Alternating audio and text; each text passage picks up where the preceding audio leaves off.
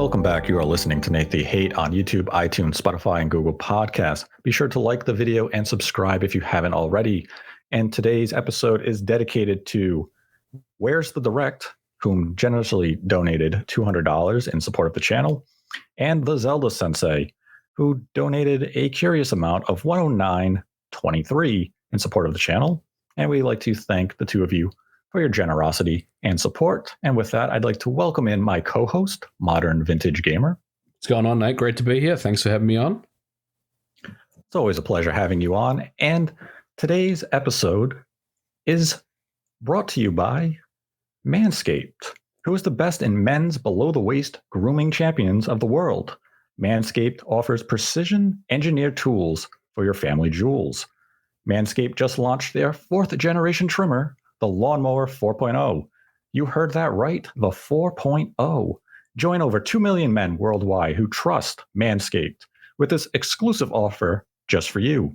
20% off and free worldwide shipping with the code NateTheHate, one word, NateTheHate, at manscaped.com.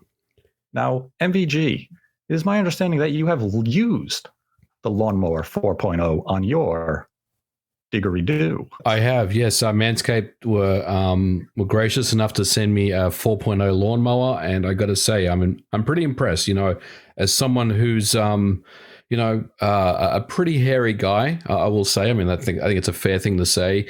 The Manscaped 4.0 is an absolute dream come true for me, and I've been absolutely amazed with the performance. It's some next level engineering, and I love the body trimmer and the work that it does around the groin area for a really comfortable grooming experience. It's really awesome. The trimmer itself is multifunction. It turns off and on. It's got a travel lock on there. You can also turn it into a LED spotlight. Like, I mean, if you want that precision shave, or if you just want a LED spotlight, in the room with you, it's going to double as one of those as well. And it also comes with 4 different guard sizes as well, from 1 to 4. And Nate, it also has wireless charging. And that's something I'm a big fan of, because you obviously you get a longer battery life. Things last longer, and you can take it with you on the road when you travel. And I got to say, I'm very impressed with the Lawnmower 4.0. Yes, once again, support for this episode of Nate the Hate is brought to you by Manscaped. You can get 20% off and free shipping with the code Nate the Hate. That is one word, Nate the Hate, at manscaped.com. That's 20% off with free shipping at manscaped.com. And use Nate the Hate and unlock your confidence, and always use the right tools for the job with Manscaped. And that, with the Lawnmower 4.0, you will get a smooth, clean shave every time. And just because the winter season is coming up doesn't mean you have to be disgusting. And we'd like to thank manscaped.com for sponsoring this video. So today, Nintendo had their annual September Nintendo Direct, and it was packed full of new information and brand new game announcements. And we're going to lead off with what I consider the biggest announcement of the Direct, and that is their intention to expand Nintendo Switch Online with an expansion pack. And I love the callback here to the N64 expansion pack with this brand. And it's very fitting that the new hardware being added to Nintendo Switch Online is the revolutionary Nintendo 64, and it's being joined by a non-Nintendo platform with the Sega Genesis. And right now, Nintendo has not given specific details in regards to the pricing of Nintendo Switch Online plus expansion pack. That information will come next month, but they did announce you can buy an N64 controller and a Sega Genesis controller from Nintendo's online store, very similar to what they did with the NES and Super NES controller. And they also given a very brief list of some of the upcoming games coming to the service for each of the respective platforms. And the launch games for the Nintendo 64 will be Super Mario 64, The Legend of Zelda: Ocarina of Time, Mario Kart 64, Star Fox 64, Sin and Punishment, Dr. Mario 64, Mario Tennis 64, Win Back, and Yoshi's Story And some of the N64 titles still to come include Pokemon Snap, The Legend of Zelda Majora's Mask, Kirby 64, The Crystal Shards, Mario Golf, Paper Mario, F-Zero X, and the surprise inclusion of Rare's classic 3D platformer, Banjo-Kazooie. And then we have the launch lineup of Sega Genesis games. And these will include Sonic the Hedgehog 2, Streets of Rage 2, Echo the Dolphin, Castlevania Bloodlines, Contra Hardcore, Dr. Robotnik's Mean Bean Machine, Golden Axe, Gunstar Heroes, Musha, Phantasy Star 4, Rystar, Shining Force, Shinobi 3 Return of the Ninja Master, and Strider. It's a pretty solid lineup. That is a very impressive lineup of Sega Genesis games, but the N64 games have a twist that makes them all the more exciting, and that is because select games like Mario Kart 64 will allow for online multiplayer. This is a first that we'll ever be able to play Mario Kart 64 online, and in my opinion, that's a pretty big selling point. Yeah, I mean, we talked about this last week with the Nintendo 64 episode. We were speculating that N64 would come to the service. I got to say, probably a little sooner than I anticipated. I think, I don't know how you were feeling, Nate, but I felt like Game Boy and Game Boy Color may have been the first one to drop. But I mean, getting N64 straight up, is really Nintendo telling everyone that yes, we are planning to have our higher tier of service. And it's interesting that we don't know what that will entail as far as pricing at this time. So I think, they're probably still working that out as far as, what they want to charge people. But I think it's also fair to say that this is, N64 and Genesis is the first of what I would expect to see more systems getting added. So, at some point, I would expect to see Game Boy and Game Boy Color get added, and possibly other systems as well. So very, very exciting announcement. Great to see N64 just straight up get announced for the service. I got to say, I'm a little disappointed it didn't come today, didn't shadow drop today. But I also understand Nintendo still has some work to do to work out the logistics of all this. It's great to see selected games getting online. Mario Kart 64. I mean, why wouldn't you have that as an online game? I think that would be, it's an absolute no-brainer, that they did that. The collection of games that they have there is mostly, I will say, what we predicted we would be there. But there are a couple of oddities. Winback is definitely one that I didn't really expect to see at all. And I got to be honest, Banjo-Kazooie, that is a big surprise for me that it's on the service. I felt pretty strongly that Rare, Microsoft and Rare had, their two hands around their catalog of N64 games, and there's no way that they were letting them go to anyone. But it's great to see Banjo-Kazooie on the service. And what does this mean for future Rare games? Will we end up seeing GoldenEye on this service at some point? All of a sudden, I'm not as confident that they're not going to be there as I was. So maybe we'll get to see more Rare games for N64. But otherwise, very, very excellent announcement, and I can't wait to take a look at it when it comes out. I'll definitely be signing up for the service and taking a close look at this stuff. Yeah, it's definitely a surprise that these two new entries to the service will be coming in late October, because September is the renewal month, and Nintendo did make it clear that you can upgrade to the expansion pack at any time once it's introduced next month. So they are positioning it as that multi-tier purpose. You can stay with the current Nintendo Switch Online if you are content with your NES and Super NES games. But if you want to gain access to N64 and Genesis on top of the aforementioned platforms, you go to the expansion pack tier, pay a little extra or whatever they come in at the price with, and gain access to online Mario Kart or, online Dr. Mario 64.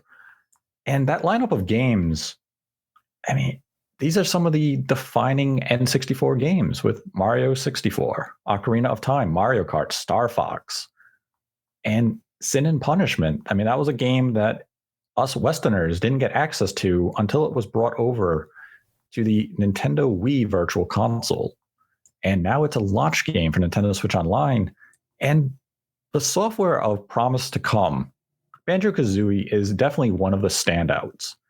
Another two standouts for me would be F-Zero X, which will now have, or at least we expect it to have, online multiplayer. And I do wonder if Nintendo will go as far as doing a variant version of including the 64 Double D content, that would be excellent. Track editing and such. That would be awesome if they could provide that. And it kind of opens that door now that we have to wonder, will they do that? It's not out of the realm of possibility with the way they have handled previous NSO editions, because we've seen the regional, versions for games like Zelda on NES have that special edition become available where you have like the mods and stuff that only certain regions got with the game. So 64 DD content is absolutely something that is viable. And another title that surprised me is Pokemon Snap. And it's really just comes down to the fact that it is a Pokemon game. And we know the Pokemon Company is very strict with re-releases of their content. Yes, we saw Pokemon Snap on the Wii Virtual Console, but that was, 15 years ago. And bringing Pokemon Snap to NSO is a brilliant move for two reasons. We know that this year is the Pokemon anniversary. We just had new Pokemon Snap brought to the Switch, and people are curious of how the series originated. And what a nostalgia boom it would be to be able to return to the original Pokemon Snap and relive your childhood memories. And even just bringing Pokemon Snap to NSO on its own could potentially be used as a marketing tool for new Pokemon Snap. You may have people who had no interest in the game. They boot up NSO, play some of these N64 games, fall in love with Pokemon Snap, and now they're going to be looking for more. And, we have a brand new one that came out several months ago just waiting for you. And that's the strength of Nintendo Switch Online, is that it allows you to gain access to games that right now you'd otherwise have no access to, at least via legal means, unless you want to buy an old N64, find a cartridge that could run you. I can't even imagine what Pokemon Snap will cost you loose these days, probably upwards of $50, $60, if not more. Easily. And Nintendo can position this for a lot of different software. And even though we had speculated about the idea of how could Nintendo bring Ocarina of Time and Majora's Mask to the Switch? And here is the answer. Nintendo Switch Online. So it's also a little surprising to me because, again, I think last week I mentioned I felt like maybe they'd come as a double pack. But, the other, I guess the counter argument to that is if you're going to have N64 online, then you have to have those games on the service. It's a no-brainer. It's you have to have them. It's right. It's some of the best games ever made. So, it makes sense. Yeah, you need that selling factor to convey the idea that you want to subscribe to Nintendo Switch Online. So you need those heavy hitters like Ocarina of Time and Majora's Mask. And really to see Majora's Mask already planned for the service is exciting. Yep. Especially with it being Zelda's anniversary year. And even though Nintendo came out and said, we're not releasing any other Zelda content for the anniversary, you're still going to be given Ocarina of Time in just over a month. Do you think Super Mario 64 was a surprise? For me, it was a little bit because I kind of felt like they would give that one a miss, obviously based on 3D All-Stars. So, I mean, I applaud them for adding it in the NSO, and I think it's the right move. But I'm also a little curious as to why they added it. If everyone that is playing Super Mario 64 has already played it already, and The other thing to mention is the version on the 3D All-Stars collection, while it does look a little cleaner, it's not a huge upgrade from what you're going to get on the NSO service. So, am I kind of overthinking this a little too much? Maybe. I don't know. I just felt like, they ran their course with Mario 64. Everyone that wants to play it has already played it. And, if you really want to play it, then you can still find a copy of 3D All-Stars out there, I guess. I mean, that's kind of the thing, is that one of the selling factors for 3D All-Stars was definitely the ability to play Mario 64 on the go for the first time since the DS version. Right. And now Nintendo is just putting the game on Nintendo Switch Online. But at the same time, when you think of a digital N64, what is it without Mario 64? Yeah, I mean, that's a very good point. Very good point. You can't have it without Mario 64 on there. And it is kind of humorous in its way that Nintendo just sold us Mario 64. Right. And now a year later, they're like, well, we're going to pack it into this service at a higher price. And you do have to envision that a lot of the people who saw the 3D All-Stars was motivated to buy that collection because Mario 64 is in it and, Mario Galaxy. And I do question whether or not, had Mario 64 been a launch game, and let's say it didn't have Ocarina of Time included here, if Mario 64 would have been enough of a lure to tempt people to upgrade, or if maybe it's just a companion game, and that's why you have Ocarina of Time, you have Banjo-Kazooie planned, because you needed something a little heavier than Mario 64. But it's definitely welcome to be included for Nintendo Switch Online. And, I look at that launch lineup, and that's a solid list of games. The games intended to come, it looks strong, and there's a lot of games Nintendo can still tap into. And as you mentioned with Banjo-Kazooie, we do have to wonder what this means for future Rare-owned properties and the Nintendo 64. While I won't go as far as GoldenEye. No, I don't think so. I mean, MGM and Amazon and whoever owns the Bond license, and I mean, that sounds pretty messy to me. Yeah, but will we see like Perfect Dark, or will we see Diddy Kong Racing? Yeah, or Jet Force Gemini, or stuff like that. I think, or even like Killer Instinct. Absolutely. I mean, I think that door that I believed was closed is open potentially. So it's pretty exciting.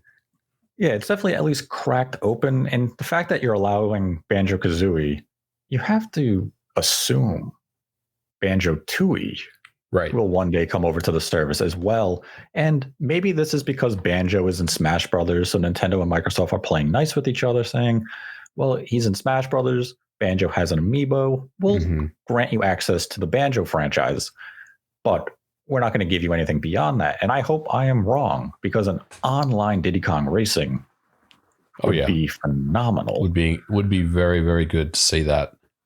And if I'm Nintendo, I think I would open up the discussion to go both ways of, you have Perfect Dark N64 and Xbox Live Arcade.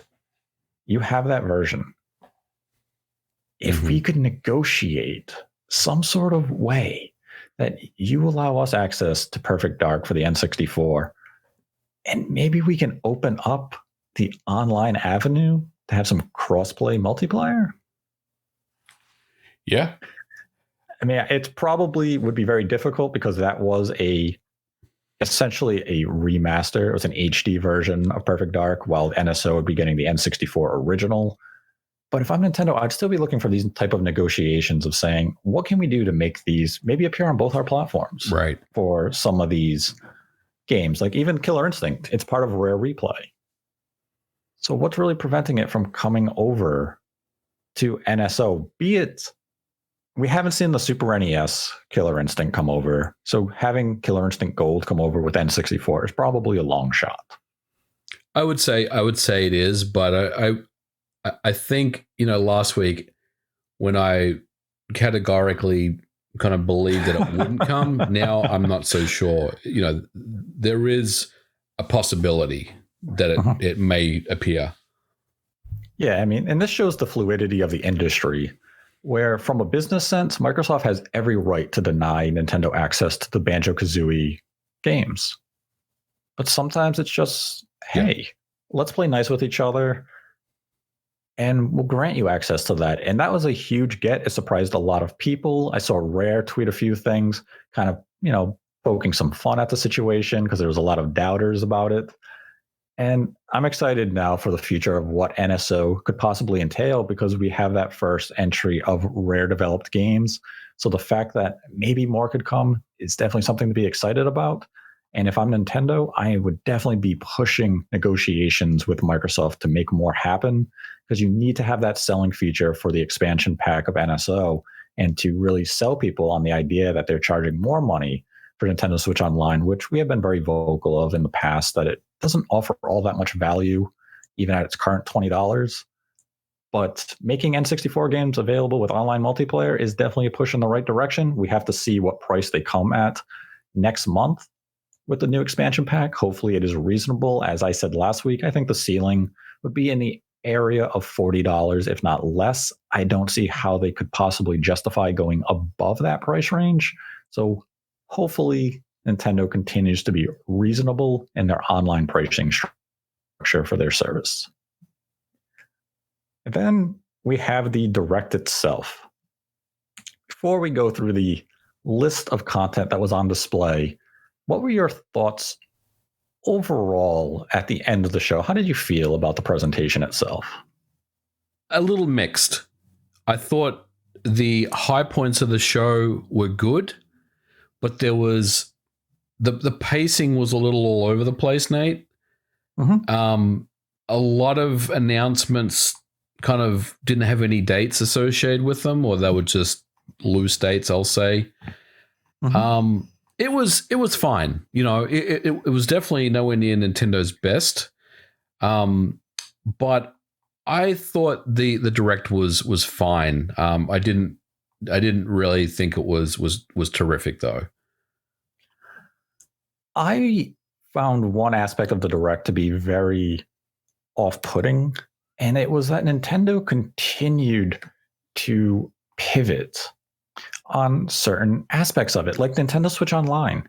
They come out, they introduce that they have the expansion pack, N64 and Sega Genesis are coming. They run through a quick list of games. They introduce the controllers, and then they say, come back next month when we'll tell you about its actual launch and the pricing structure.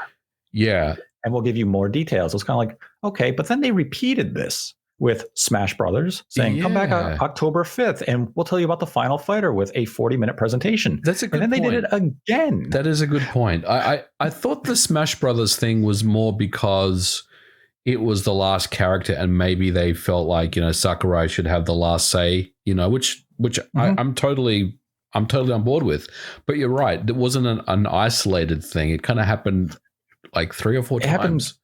It happened 3 times. They did it again with Animal Crossing, where they showed a glimpse of an update to come, and they say again, come back later, and we'll tell you more about it. And it was, you have our attention today for a 40-minute presentation. Why are you telling us to wait longer?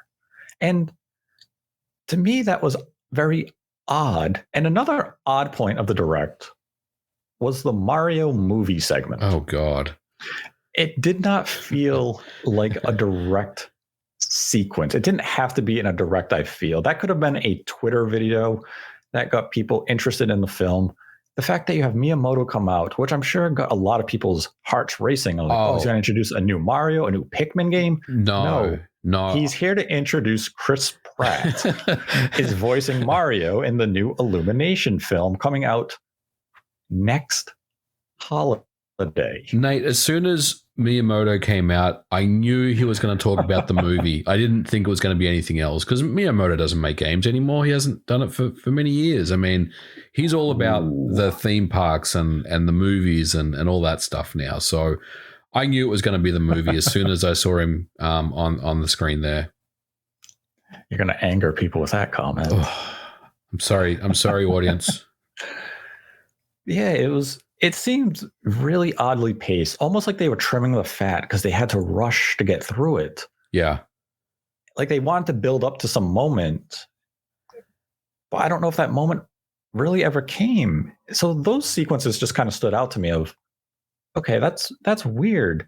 But the content of the direct itself definitely had high points, as you mentioned. And I would say my personal highest of the high, my peak, so my Everest was Kirby and the Forgotten Land coming in spring 2022. And this is the first time Kirby on a home console is going in a full 3D platforming game. Yes, he's going 3D with like Kirby's Air Ride, but this is essentially it looks like Mario Odyssey. Yeah, that's what I thought it was Kirby initially. Game. Yes, it's freely navigate areas. You suck in the enemies, and you use the copy abilities. You fight large bosses. This game looks phenomenal, and it's exactly the evolution that the Kirby franchise has desperately needed. And the last Kirby game was Kirby Star Allies, which came out in, I believe it was 2018. Yeah, 3 years now, I want to say. Yep. I believe it was 2018. Could have been 2019. I'm not too sure of my Kirby timelines. And it was a good game. It was a safe Kirby entry. It wasn't really revolutionary. It used HD Rumble in a few neat ways. And I love the Kirby franchise, but the last one that I was really absorbed in was Planet Robobot on the 3DS. And the DS and the 3DS, they both had fantastic Kirby entries that, the typical 2D style approach. But the series needed an evolution. And Kirby and the Forgotten Land is exactly what the franchise needed. Totally agree. For me, it was the biggest announcement of the Direct. And I love it. I mean, it looks like it's using the Odyssey engine for this game, and they finally gave Kirby a budget, to make a really, really awesome 3D game. So, I'm absolutely hyped for this one. I think this, and we're going to get into some other games, but I think this was one of the games that saved the Direct for me because, that was definitely the highest, the hypest announcement of the show for, by a mile for me. Absolutely. And the game that opened the show, which I'm sure shocked a lot of people, was Monster Hunter Rise Sunbreak. Now, this is a paid DLC expansion for Monster Hunter Rise. It will come out, I believe it is summer 2022, but I believe they're having additional information in the next week or two, so it should be releasing in October. And I played Monster Hunter Rise earlier this year. I've kind of fallen off of it, so this announcement really didn't interest me all that much. I kind of feel as though maybe it came a little too late for me, but I'm sure there are a lot of Monster Hunter fans out there who are eagerly looking forward to this expansion. We then had Square Enix announce Voice of Cards, The Isle Dragon Roars. Now, this is a card-based RPG from the creative minds of Yoko Taro and Yosuke Sato. And I'm not a big fan of card-based RPGs, so this one really didn't speak to me. There is a free demo. I will give it a try sometime this week. It comes out on October 28th. But again, it's a turn-based, card-based RPG, so my interest level is basement level, unfortunately. Same. I respect what it's trying to do. I'm sure it's going to be a great game for fans of card-based RPGs or tabletop RPGs, but just not my cup of tea, unfortunately. But it looks cool. And I may try the demo out as well and take a look at it. Square was also there with two other announcements. We have Chocobo Grand Prix. It's essentially a Mario Kart game where you race around as your favorite Final Fantasy characters like Chocobos, Gilgamesh. I believe they also had some of the Black Mages. Comes out in 2022. You can do 64-player bracket-style tournaments online. That seems like a pretty neat feature, but it's not a game I'm really anticipating or looking forward to that much. I know it's just a direct and it's a trailer, But one thing I noticed, Nate, was the gameplay looked really fluid, and it looked like Mario Kart, in a Final Fantasy type world. But every time a character would activate a special move, and I don't know if it was just my display, but the frame rate would just cut in half. Did you notice that, or was it just me? And again, maybe I'm overthinking this because this is just a trailer on a direct. It's probably super compressed and everything, but for me, everything was like silky smooth, and then all of a sudden, every time a special move was activated, the frame rate would just dip, and I was like, "Ooh, that's not good." But I mean, it is coming out next year, so obviously they've got plenty of time to optimize and get the game at a level of performance that they need to. Yeah, I'm sure they'll be able to optimize some of that stuff. But yeah, it did seem as though when the spells got more advanced and they went through their multi-tier level, that it did have a hit on performance when they actually unleashed them. But that could be something that they clean up between now and the actual release of the product. So, I mean, it looks whimsical and charming. It's just not something for me. I mean, Mario Kart is obviously a absolute, superstar when it comes to sales on the Switch. It's just, right. I mean, there's no reason they need to make Mario Kart 9, right? I mean, it just prints money for Nintendo. Do you think Square is trying to get in on that with this game? Because I think they have a long road ahead of them if they think they're going to compete with Mario Kart. They're probably just trying to tap into that casual kart audience, which I'm sure it will do well in Japan. I think they have a grander challenge ahead of them if they're trying to get Western appeal. Yeah. But I'm sure it's not a high budget game anyways, so it'll probably do well with the respective audience that they are intending to target. We then got a release date of March 4th, 2022 for Triangle Strategy. This was the HD 2D strategy RPG that was announced last year, I believe. Yep. We had a demo become available. The demo was really good. I believe it is still available on the eShop. And this is a game I will definitely be checking out. They have taken some of the information from the demo surveys and they have adjusted the game according to feedback. So hopefully they have addressed some of those concerns in a meaningful way. And the end product is something that Final Fantasy Tactics fans and just tactic fans in general can be excited about come early next year. This is definitely a must buy for me. I can't wait to pick up this game next year. I'm all about it.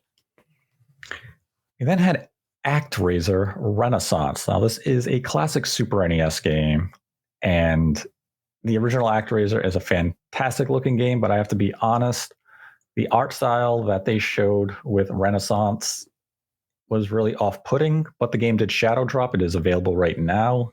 Unfortunately, this is a game I'm going to be looking for impressions on because I'm not sold on that art style or even just the general direction that they are taking the game in. Something about it is off-putting, and I can't quite put my finger on it. You took the words out of my mouth, Nate. Some games don't need to be remade in HD. ActRaiser is pixel wizardry on the Super NES, and the soundtrack by Yuzo Koshiro is iconic. And I know that he's involved in remixing, I think, the soundtrack with this Renaissance version, but I'm not sure on this one. It didn't blow me away, and I kind of had the same feeling as you that something just felt a little off by this. I will say, to be fair, that I had the same feeling when Ghouls and Ghosts, Ghosts and Goblins Resurrected came out recently, right? It didn't look particularly great, but once you start playing it, you really appreciate it. So I am probably going to pick this up and take a look at it and give it a fair and a fair assessment and a fair review of what I think. But I got to be honest, I didn't really like what I saw. I love the Super NES version. It's one of my favorites. And again, I'm a big believer in some games don't need to be remade, or if you're going to do this, then give it the pixel remaster approach where you haven't really changed anything. You're just upscaling graphics and things like that. But I will definitely give this a chance and take a look at it. But I was a little disappointed when I saw this.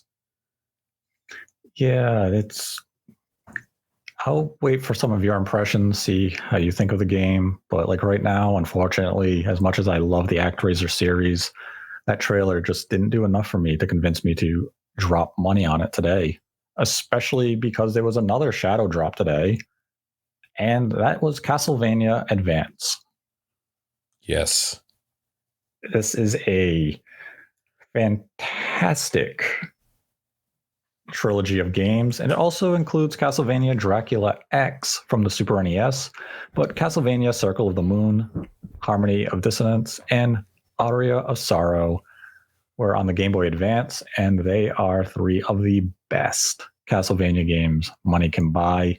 And the fact that it's on the Switch right now is a welcome shadow drop, and I hope limited run games, somebody gets a physical release of this title as soon as possible, because I want a retail copy for my collection. Limited run games, if you're listening to this, give us a physical. We need it. I'm really, really hyped about this. This was up there with Kirby as probably, well, not probably, was definitely my second biggest announcement at the show. Very, very excited to see this. We kind of knew that it was coming. There was a lot of activity going on with ERSB ratings and things that are going on in Taiwan and everything. We suspected that it would be a shadow drop. It did. I haven't played it yet, but I promise you, after we finish this episode, I'm going to be purchasing it and playing it and really giving it a good go, because I love those games. I'm very happy to see Game Boy Advance on the Switch, and hopefully, we'll see more collections from GBA, because there's some great games. Yes, there are. There's a lot of great games. Konami put out a healthy dose of them over the years, so hopefully Konami keeps going this route. And we also saw Dying Light 2, Stay Human, cloud version was announced for the Nintendo Switch, coming February 4th, 2022. It will be a free demo along with the game next year, and Dying Light 1 Platinum Edition is coming to the Switch on October 19th. Pre-orders began today. We also had a shadow drop of Deltarune Chapter 2, which is available right now on the eShop. We had the Animal Crossing New Horizons update, which amounted to essentially a new free update is coming to Animal Crossing New Horizons in November. Nintendo will give additional information in a Animal Crossing's New Horizons Direct next month. Why they didn't want to give us any information today is beyond me. We also had DLC announcement for Hyrule Warriors Age of Calamity, that on October 29th, the second wave of Age of Calamity expansion pass content will become available with a new playable character duo of Purah and Robbie. Now, this was a game I was very excited about when it launched, but unfortunately, my interest on Age of Calamity has waned. I mean, the game just doesn't run very well, and for me, it's enough to be distracting. There are a lot of games that on the Switch that dip their frame rates and maybe will stutter at times. This one is to the point where not only is the frame rate so bad, the resolution dips, as well, and it's just not a great experience. I've tried playing this game a few times, and I've just kind of given up because I'm just not happy with its performance. And it's something that I think really is a shame, because I would love to see it get fixed, but it obviously is a lot more complicated to do that than I guess what it is, because there's underlying engine issues that are holding that. But for me, I don't know, Nate. Hyrule Warriors is just a game that could have been a lot better, but it's, again, I'm with you. I've kind of lost interest in that game. Yeah, it's a shame that it didn't keep my interest for like a full calendar year, because I think the premise of the story was really engaging and unique at a time, and it just didn't stay with me. But You know, you never really know when a narrative is going to stick with you for the long term, and it's unfortunate that Age of Calamity's narrative simply didn't. We then had the news that the final DLC fighter for Smash Bros. Ultimate will be announced and shown on October 5th. Who's it going to be? Who you got? I will not partake in a prediction on that one. I think it's Sakurai. He is the final boss. As much as I would love for that to happen, I just don't see that happening. I'm totally joking, by the way. I have no idea. I mean, who do you pick as the last character?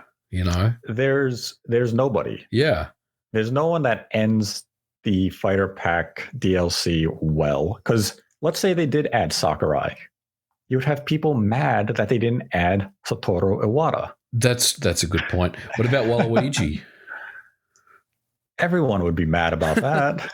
Well, that's the point, isn't it? I mean, you know. There's just no way they can possibly end this on a high note that makes everybody happy. I mean, if I look at the current Fighter Pack 2 characters, knowing what has come to market already, I probably would have reshuffled this and ended it with Sephiroth, because I think that made people hyped enough. It's a huge, iconic character. I just don't know if there's anyone left in the industry that they could have selected that would match that type of hype. Like, I've seen all the Twitter hype where people say, oh, it's going to be Master Chief. No, it's not. As much as I want it to be Master Chief, it's not going to be. It's not going to be Crash Bandicoot. It's not going to be Dante. It's not going to be Ryu Hayabusa from Ninja Gaiden. Right. It's going to be someone no one really expects to happen.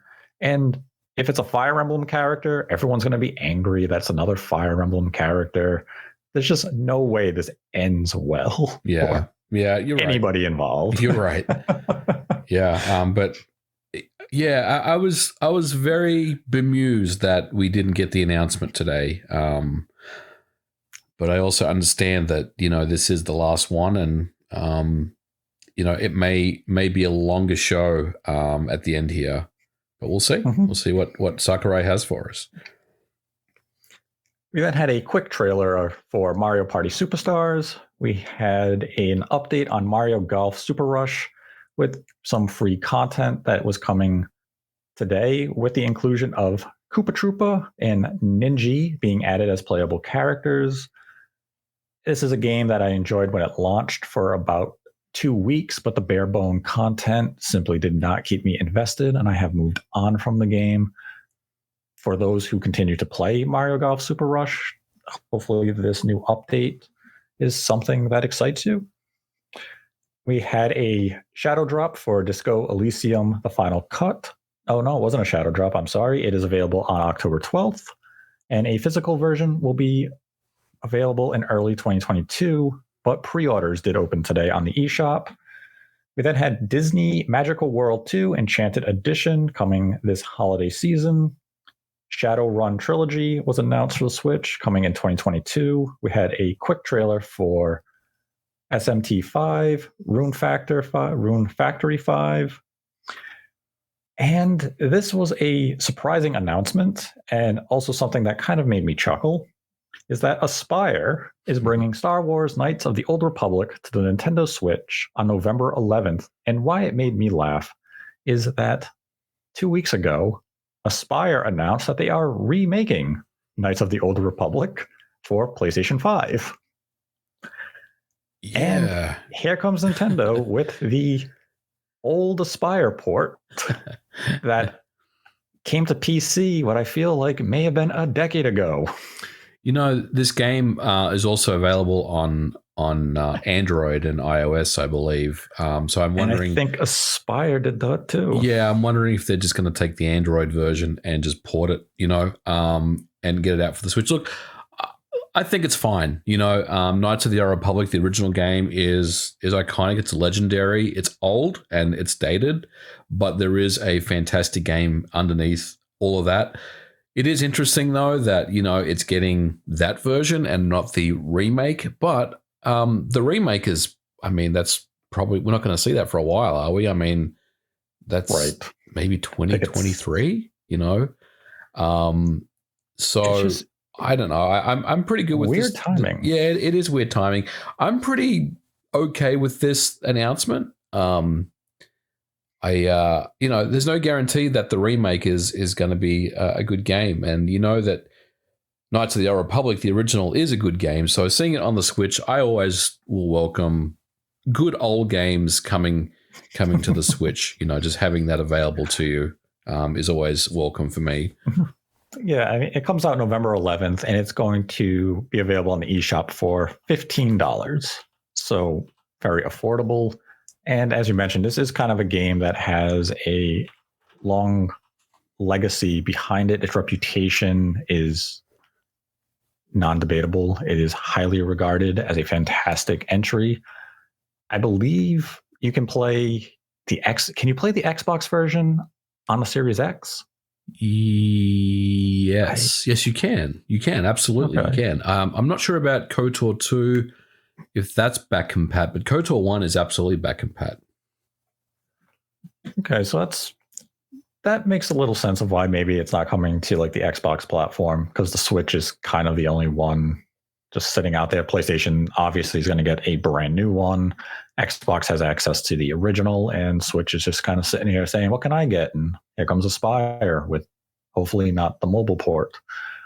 Well, yeah, for $15, definitely something that Star Wars fans should probably look into. I never played Knights of the Old Republic because I'm not that big of a Star Wars fan, but maybe this is something I give a look after being misled on Jedi Academy by John on Spawnwave. I'm not going to listen to him about this game, but I'll listen to others, and I'll look at some of the older reviews and see if it is an action RPG type of game that may cater to me.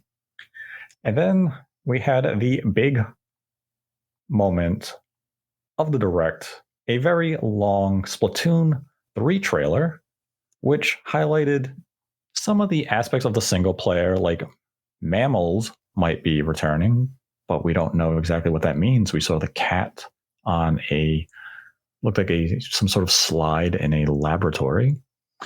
And we saw some of the environments, including like a snow-capped mountain and such, and a few returning stages for multiplayer. And they didn't give it a release date beyond the aforementioned 2022 release that they gave it back in February. So not much in terms of new information with Splatoon 3 beyond that. It does appear that they are expanding the single-player campaign to be more meaningful.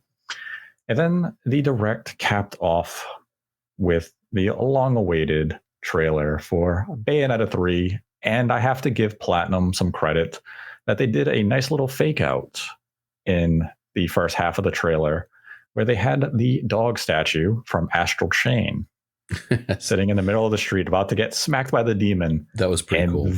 Then it slowed into witch time. And you could hear the sound effects. So you knew that it was actually Bayonetta 3 and it wasn't Astral Chain 2, because I can't even imagine the outrage if Platinum announced a new Astral Chain game before showing us Bayonetta 3 again. And I'll say, showed off some gameplay. Gameplay looks classic Bayonetta. It's some aspect of the game. It feels as though the game may have originally been, or maybe the game is going to be, open world to some extent, because the way they showed the environments suggested that to me. What did you think of this trailer? And let me preface that. Well, let me also add another part to what I'm asking. Considering we haven't seen this game for 4 years, what did you think about the trailer? Was it enough? That's, in a word, no. Because we have waited for this game for 4 years. What they showed in the trailer simply didn't justify the wait to me.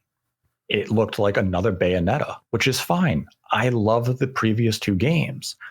But for this long of a wait, and I understand the game has shifted to a new director because the prior director had left the company, I wanted to see something that really pushed the boundaries of what Bayonetta can be. I wanted to see a revolutionary take on the Bayonetta formula. And it was nice to see the demon smacked into the mounted screens on the building to show some destructible environments, which we really haven't seen from the Bayonetta games, aside from like a pillar breaking in combat. But the trailer by itself showed me the same combat that we have come to love, but it didn't show me enough of a new, I'll use the term gimmick. Yeah. But they didn't show me that new gimmick, something to really excite me beyond the idea of, well, it's a brand new Bayonetta. Maybe there's more to come because they only slapped a 2022 release date on it. They didn't say spring or anything. It's just 2022. So that means this could be a holiday 2022 game. We're still a year off from release, which means we will see it again at an E3 or maybe an early direct for 2022. But I wanted to see more of the world. The combat, yes, that's the selling point of a Bayonetta game, but I want to see a little, how are the environments being used in terms of exploration? All they showed me is that staple of all Bayonetta games. Smooth, fluid combat. I expected you to have that. Thank you for showing me that it will have that. But what's new about this game? They showed us riding the demons in like those type of set pieces, scaling the buildings. We saw that with Bayonetta 1 and 2. Yeah. What's going to make this game stand apart for the previous two entries? That was my biggest takeaway as well, was it looked great. And yes, I love Bayonetta 1 and 2, and I'll be definitely playing this when it comes out. I just wanted more, like this is Bayonetta 3. This should be, not just an iteration. It should be bringing something new to the table. The first Bayonetta game on the Switch, it should have something more for us. And I'm not, obviously 1 and 2, came from the Wii U. I'm not counting those because they originally were developed, previously. But this one should have something more, for us. But look, I'm happy that it was there because I got to be honest, I wasn't sure that Bayonetta would be at this direct. It just seems like there's been a lot of development hell with this game. Platinum has been in a, I don't know, they've just been in a bit of a funk, over the last year and a half, but I'm very, very happy that we did get to see more of it. It does look good. And look, yes. I think fans will like this game. I just wanted more than what we got, especially after waiting 4 years. The 2022 thing, I mean, I feel like they had to put that date up there on the screen. I don't think Platinum knows when this game is going to be done. And I think they're hopeful they'll have it ready for next year. And hopefully, holiday next year is the time that we'll see it. But yeah, I mean, I thought it was fine, but I just wanted a little bit more, of Bayonetta. Yeah, like they did introduce some of like the new mechanics that you can control your demons, but is that really something that's, is that going to revolutionize the way we play the game?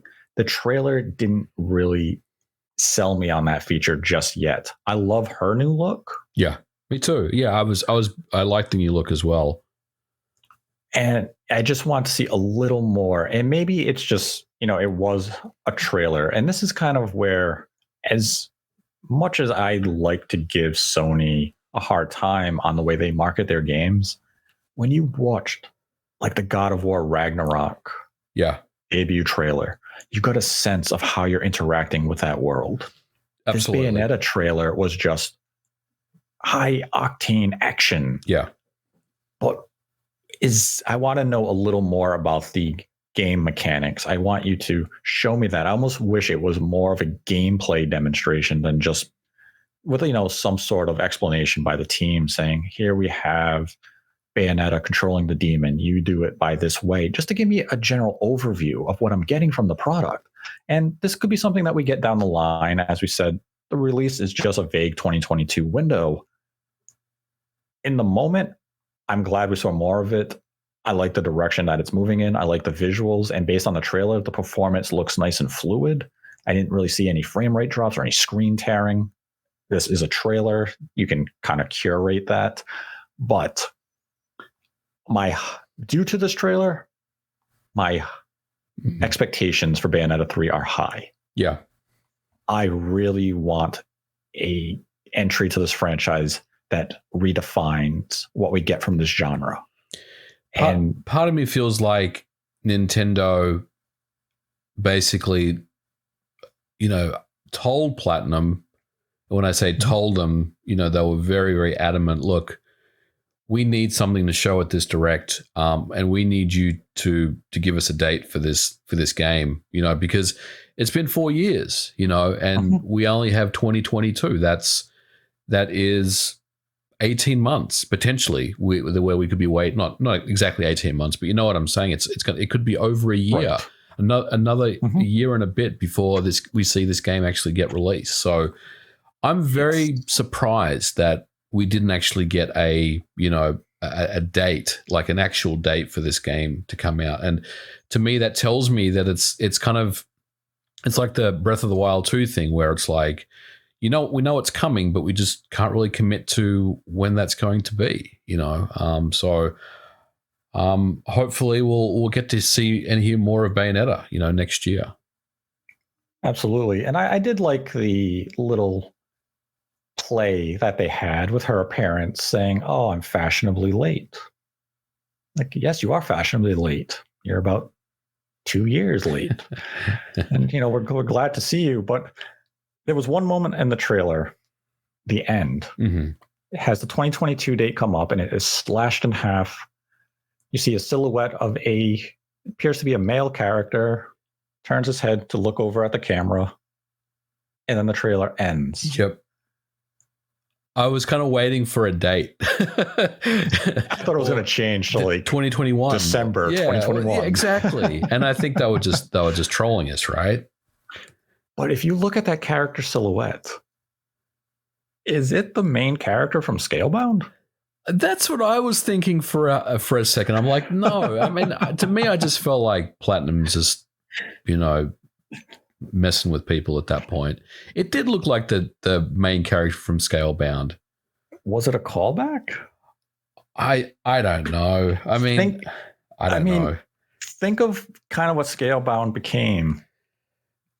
Right. You fought dragons. I believe you had some sense of control over your dragon partner. Now, Bayonetta 3, you directly control, or you have control over the demons, and you end the trailer with a character who suspiciously looks like the character from Scalebound. Maybe they're using some of the concepts from that title and they implemented them into Bayonetta 3. I mean, this is pure speculation based on a half a second appearance by a male character, but that'd be interesting.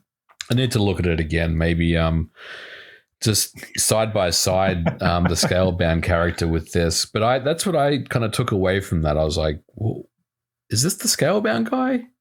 But I don't know. I just kind of felt like Platinum was just messing with people. I mean, the whole trailer was Platinum messing with people, really, if you think about it. So I kind of just thought maybe it was just more of the same.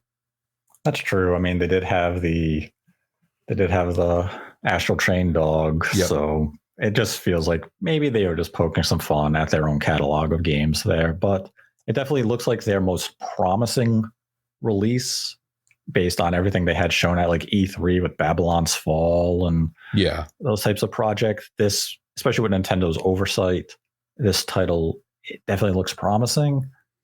Can't wait to hear more. Unsure when that will be exactly. But all in all, I don't think it was Nintendo's best direct, not by a long shot.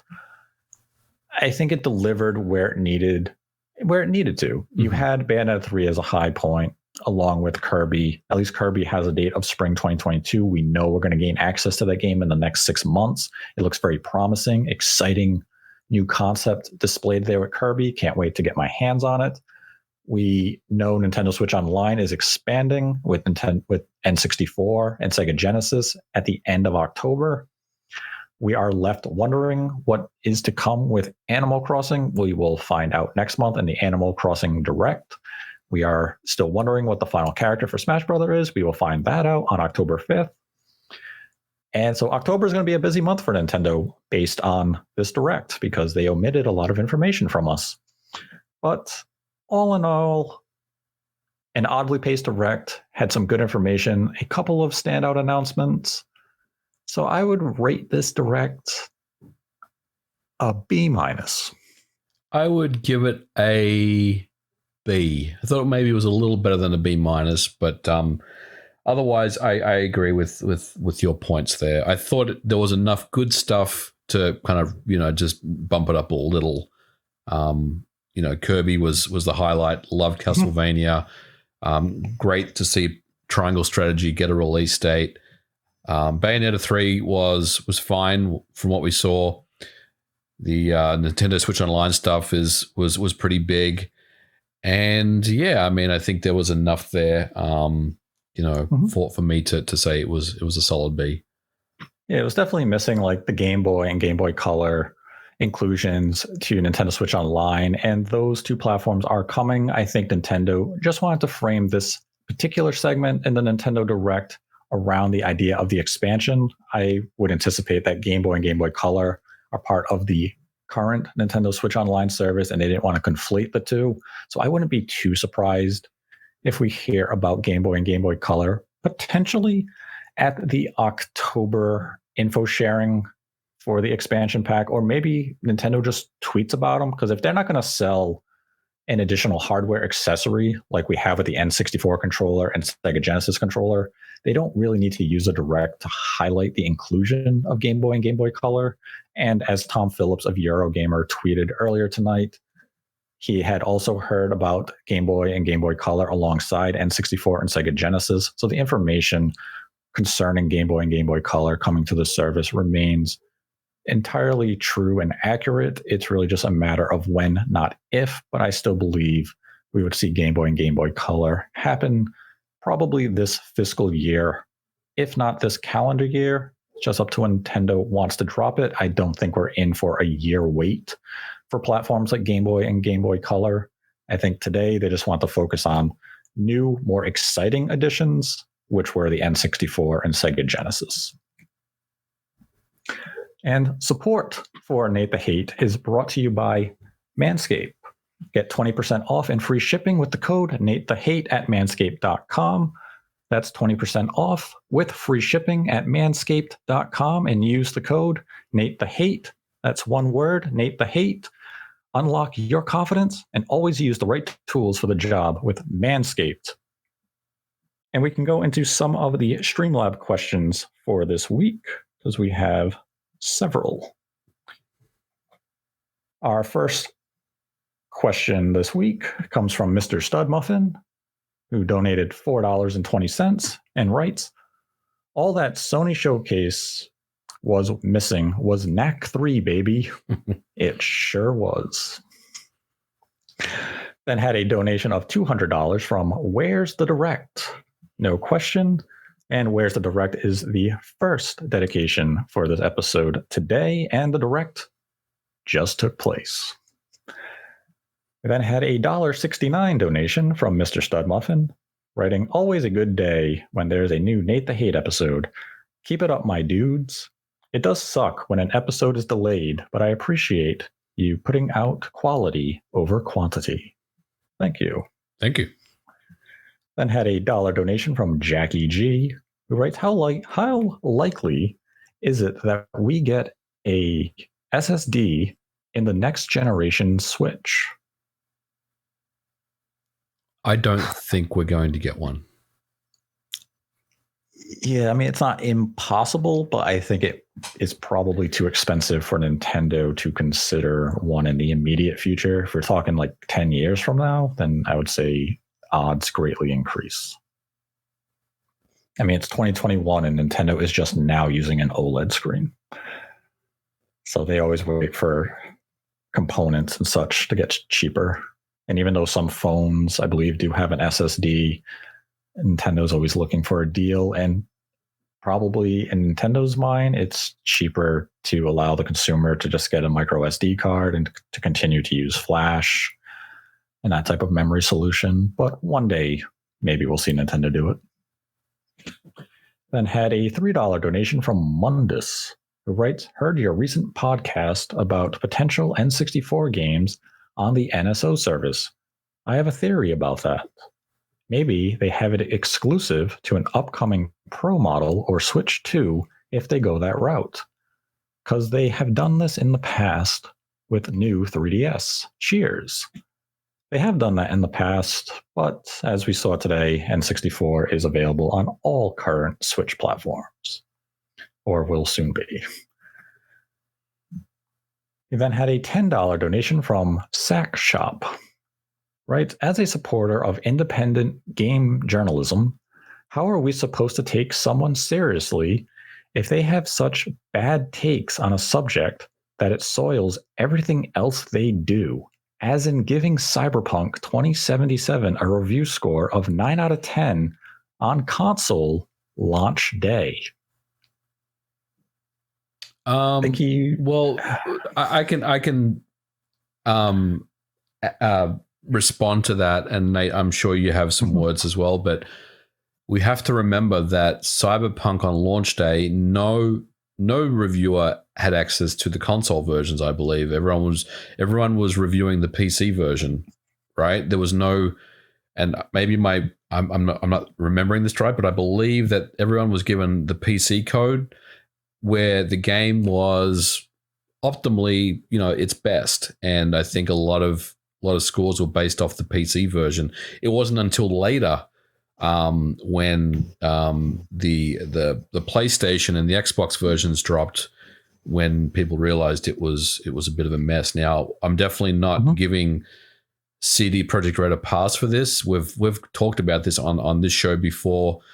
We've brought this up before, but CD Projekt Red really controlled the entire review process to the point where reviewers were given PC codes only, and they weren't given much time to review the game. And look, I'm not faulting anyone, for that, because I think, if you're playing the best version of the game, which was the PC version, and you are getting the best experience, and look, somewhere in there is a good game. I think ultimately that's what they did, but it's clear that the console versions were not up to any level of standard that it should have been at. And that was unfortunately realized by the public as soon as, the game went live that day. Yeah, and an important thing with reviews is read the text. Read the text and understand the context of what they are verbalizing to you, because the score at the end of the day is just a metric mostly used to satisfy the needs of a marketing firm or the publisher. The context of the review is what a developer will read, and that's what they base their feedback on. And it may surprise a lot of people, but reviewers or company developers do read the review. The score may get their attention, but they're going to read the written word, and they're going to try to form an understanding of where the reviewer is coming from with their critiques and opinions. And if someone wrote a review on the console version and came to the conclusion that Cyberpunk 2077 is a 9 out of 10, that's their opinion. I can't question that I have no right to question how they came to that score. Yeah.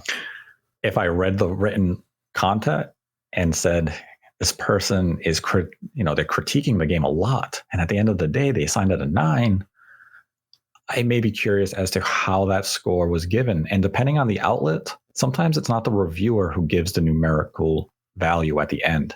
It's their editor. And they give it based on the words, or sometimes they just will assign it a score. There's a lot of internal politics at outlets. So it's really a matter of knowing how that outlet functions. But when it comes to review scores, typically you try to find a voice that mirrors your own, one that you can look to and you can understand why they felt about a game, and if that matches your personality and interest type. But don't weigh and put too much value on the score at the end of the day. Read the word, and you should be able to walk away. Even if the score at the end is high, when you read the word, you can usually tell if the person's being disingenuous or not with it, because maybe it lacks detail. Maybe it tries too hard to justify the game's faults. But that's the meat of it. And if you can tell there's a lot of fat around that meat, trim it and see what's actually there that's valuable. And that's what you look for in a review. That's why reviews, again, they're opinions. Always look for multiple. Just like any type of experiment you do, they always say, test it 3 times and you take the 2 that are closest and you disregard the outlier. With a review, read as many reviews as you can, because you're going to find a consensus. And typically the consensus is right. Unfortunately, we have outlets like a Metacritic who just places too much value on that numerical score. Read the reviews or listen to reviews if you go to like a YouTube type of content. Listen to what's being said and then use that information that is being given to you to form your own view and opinion on it and go from there. Then had a $1 donation from Nexus. Writes, Nintendo has timed Nintendo Directs roughly a week before Tokyo Game Show for the past 5 years. Will we see that happen again this year, being that Tokyo Game Show starts September 30th? Or will we have to wait until after October 3rd when Tokyo Game Show concludes? Dread deserves another Direct spotlight. And it got another Direct spotlight, and Nintendo has remained true to their 1 week ahead of Tokyo Game Show. And had a $2 donation from Liam Werner, who writes 2 questions for today, gentlemen. How concerned are you personally about burn-in on the Switch OLED? And is it possible that Sean could be right about Rare on N64 Online, with the possibility of it being the Microsoft collaboration? Well, Banjo-Kazooie is on Rare NSO 64, and so Sean's right there, but the burn-in on the Switch OLED, I would say, is a very real concern, and hopefully Nintendo is prepared for that fight.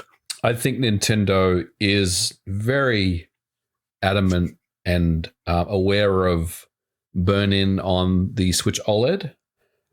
So I think they'll do everything they can to minimize that, whether that be having some firmware option where it shakes the screen, the pixels every so often, like what you see on TVs, where you got that option to kind of minimize burn-in. Also to let developers know that there's certain colors that they shouldn't be using when making games, for example. Different color clashes and things like that. They may be looking at asking them to minimize those things. So I would say yes, they would be looking into that to ensure that any burn-in is kept to a minimum. And yes, Sean was right. I was wrong about Switch Online and Rare. But hey, if I'm going to be wrong on something, I'm happy to be wrong on this one, because it's great to see. I do hope Nintendo updates the Nintendo Switch Online interface, because we know there's a lot of static imagery when you play like a NES and Super NES game, and that'd be a terrible thing to have burn in on your Switch OLED. So hopefully Nintendo is also aware of their own flaws when it comes to UI design.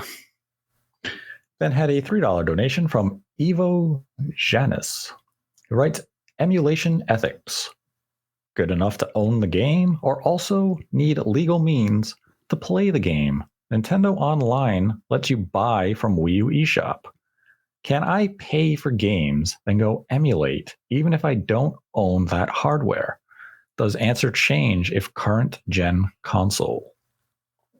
I honestly have no idea. I'm not a lawyer, That's a really hard question to answer, I mean, I've always felt like if you've paid for something, then you own it, right? But I mean, what does that mean?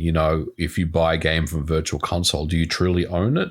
or do you just own the right to use it? You know what I'm saying? So Right. I don't know. Like, it's so complicated for me.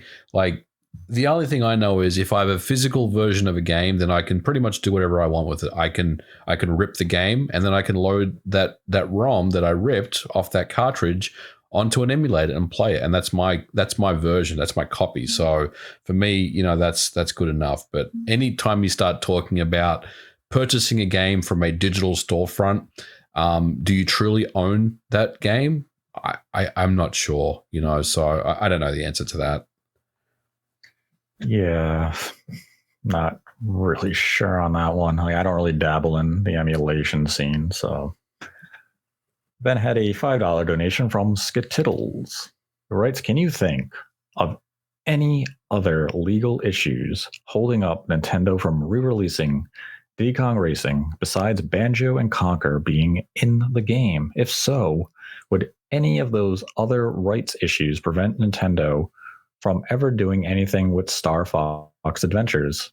I believe the only issues with Diddy Kong Racing would be Banjo and Conquer, because Microsoft now own those characters, and they would need permission from Microsoft to get Diddy Kong Racing on Nintendo Switch Online and 64. But Star Fox Adventures, I'm not sure if Rare owned any of the original characters in that game. So there shouldn't be any obstacles preventing Nintendo from bringing Star Fox Adventures to the Switch or any future platform. Unless Rare owns like that little Triceratops that was your partner, but I highly doubt they do. So there shouldn't be anything preventing Star Fox Adventures from being used by Nintendo in the future. And then we had another $5 donation from Skittles. Right, I asked you guys this question before, but now that Psychonauts 2 is out and very well received, I'll ask it again. Do you guys see Double Fine's next game being of the same scope as Psychonauts 2, or do you think they'll do multiple smaller projects? It could go either way, right? I mean, yeah, I kind of tend to think that now that Microsoft is the parent, that Tim Schafer could approach Phil and say, I want to do Brutal Legend 2 and I want $100 million to make the game. And I think, maybe Phil would be like, okay, let's go. So I probably would believe that Double Fine's next game will be bigger in scope, because they have, in theory at least, the budget to do so, and obviously the resources to do so. Yeah, I mean, it definitely probably comes down to what Microsoft envisions for them, and even Double Fine's own ambition. I could see definitely them do like a Psychonauts 3 with a higher budget and additional resources, where they would just expand on what we see in the game's worlds and environments. Because as well composed as Psychonauts 2 is, you can definitely see where the budget issue may have come into play in some areas. So I could see them more so expand their vision on games in that realm than them be assigned to smaller projects. I also don't really see Double Fine being assigned to, massive projects that are going to take 5 years to develop. But I would definitely say they probably have earned their right to go to Phil Spencer and say, we want to take on this bigger project, or really any project of any size following Psychonauts 2, and Microsoft is very likely writing and signing that check. Then had a $100 and we had a $109.23 donation from the Zelda Sensei. No question, and the Zelda Sensei is this episode's second dedication. And then we had our final question of the week, which was a $20 donation from Lucy, who writes, Bark. Thank you for the great show. I recently got a backlit GameBoy Advance SP and love the form factor, but the screen is quite dark.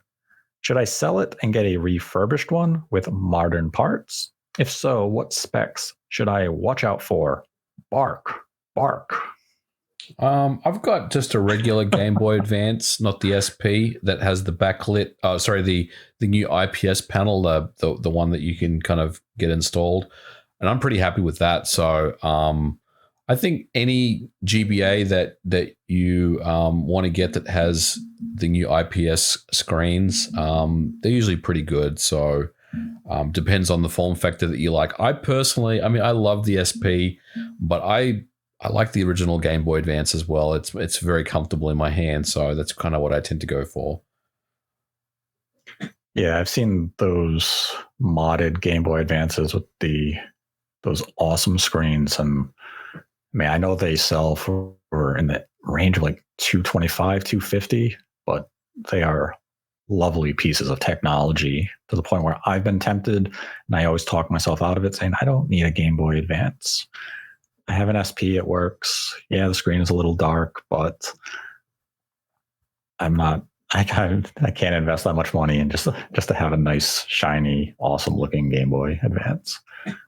But yeah, I mean, I'd say it's kind of like a personal decision there. And if you're okay with the SP backlit screen, even though it is a little dark, by all means, stay with that. But looking at some of the refurbished ones with the far brighter, and I believe some even have a built-in battery, if you can justify the cost to yourself, by all means, go that route. It's all about your play style and your comfort for play, so satisfy that need. And that is the final Streamlab question of the week. If you would like to support the channel, we have a Streamlabs link in our description below, where you can donate any dollar amount, ask a question. We will answer it at the end of the episode. And today's episode was dedicated to Where's the Direct and the Zelda Sensei. And once again, we would like to thank today's episode sponsor, Manscaped, and their support for Nate the Hate. And once again, you can get 20% off and free shipping with the code Nate the Hate at manscaped.com. And I'd like to thank MVG for joining me as always. Always a pleasure, Nate. Thanks for having me on. It's been a blast. And we will be back in the very near future when we will be able to discuss all of the happenings at the Tokyo Game Show. And if you liked this episode, be sure to give the video a like. If you didn't, give it a dislike. Let us know your thoughts on Nintendo Switch Online Expansion Pack and the Nintendo Direct in the comment section below. And until next time, continue to embrace the hate.